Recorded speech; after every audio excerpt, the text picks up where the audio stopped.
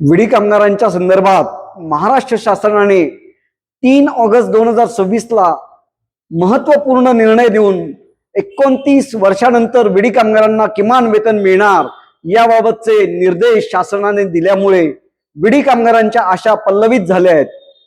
अनेक वर्षानंतर मिळालेले हे यश आहे। या यशाची थोडीशी आपण पार्श्वभूमी समजून घेतली पाहिजे।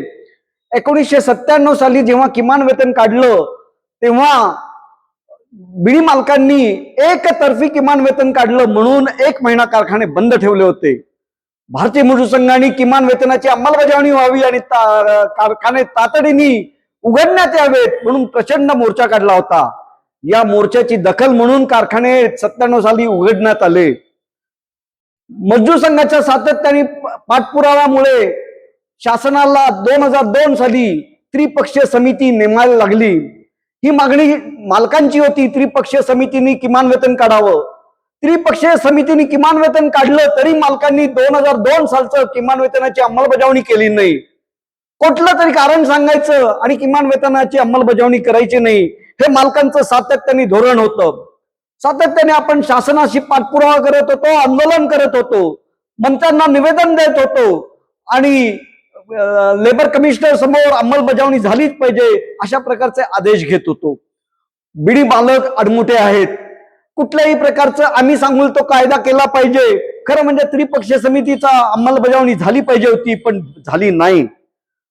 2011 मध्ये महागाई प्रचंड वाढली होती आणि महागाईच्या याच्यामध्ये बिडी कामगारांना जगणं मुश्किल झालं होतं म्हणून परत एकदा आपण पुण्यासारख्या लेबर कमिशनरला, डेप्युटी लेबर कमिशनरला मध्यस्थी घातलं। पुण्यामध्ये मीटिंग झाली आणि याच्यानंतर या डेप्युटी कमिशनरनी मुंबईला लेबर कमिशनरच्या इथे मीटिंग केली। आपण ठराविक मुद्दा मांडला की शेजारचं राज्य आपल्यापेक्षा किमान वेतन जास्त देतंय, वेतन जास्त देतंय, त्यामुळे तेवढं तरी मिळालं पाहिजे। त्यामुळे कर्नाटक प्रमाणे किमान वेतन मिळालं पाहिजे ही 2007 ची आपली भूमिका आपण पुराव्यानुसार मांडल्यामुळे मान्य झाली आणि मालकांनाही कर्नाटक राज्याप्रमाणे किमान वेतन द्यायला लागलं।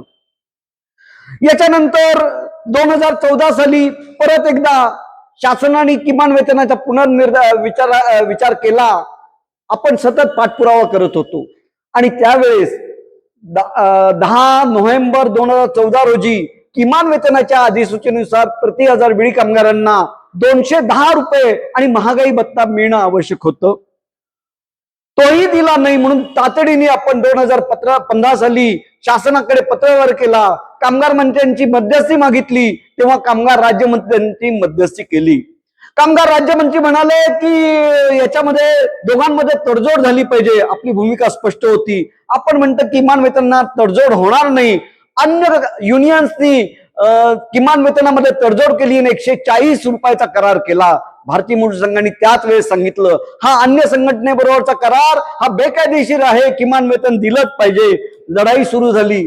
मालकांनी परत एकदा जेव्हा हा करार अवैध असं मालकांच्या जेव्हा लक्षात आलं तेव्हा परत एकदा मालकांनी हा किमान वेतन रद्द करण्यासाठी शासकीय दरबारामध्ये पाठपुरावा केला आणि मालकांच्या पाठपुराव्यामुळे परत एकदा विजय देशमुख यांनीच परत 2018 साली हे किमान वेतन रद्द व्हावं म्हणून एक नोटिफिकेशन काढलं।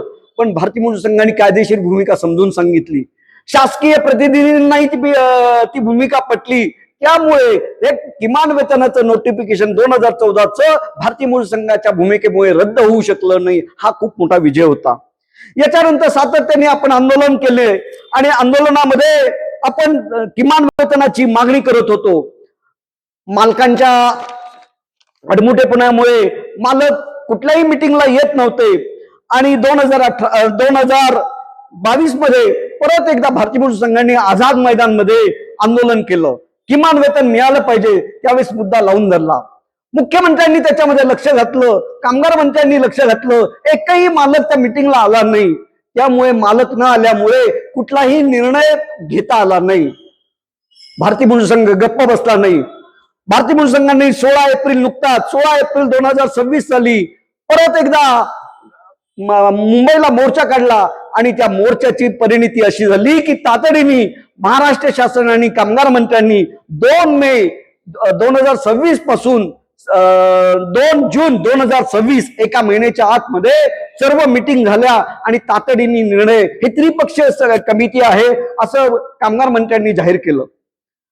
मीटिंग मध्ये जेव्हा किमान वेतनाचा मुद्दा आला तेव्हा अन्य संघटनांनी तिथे होत्या, मालकांनी त्यांना बोलून दिलं नाही. मालकांनी असं स्पष्ट सांगितलं की तुम्ही करार केलाय, 2018 सालात परत एकदा करार केलाय आणि त्यामुळे तुम्हाला बोलण्याचा अधिकार नाही. मालकांनी तिथे परत एकदा कामगार मंत्र्यांसमोर धमकी दिली की आम्हाला जिथे कमी वेतन आहे तिथे कारखाने हलवायला लागतील, विडी उत्पादन तिथे करून घ्यायला लागेल. आपली भूमिका स्पष्ट होती. हा महाराष्ट्र शासनाने काढलेला आदेश आहे, त्याची अंमलबजावणी झाली पाहिजे आणि आपण अशा पद्धतीने भूमिका मांडत होतो. अन्य संघटना मालकांच्या बाजूने बोलत होता, मालकांनी सांगेल तसं सांगत होत्या की आम्हाला किमान वेतन नको, रोजगार पाहिजे.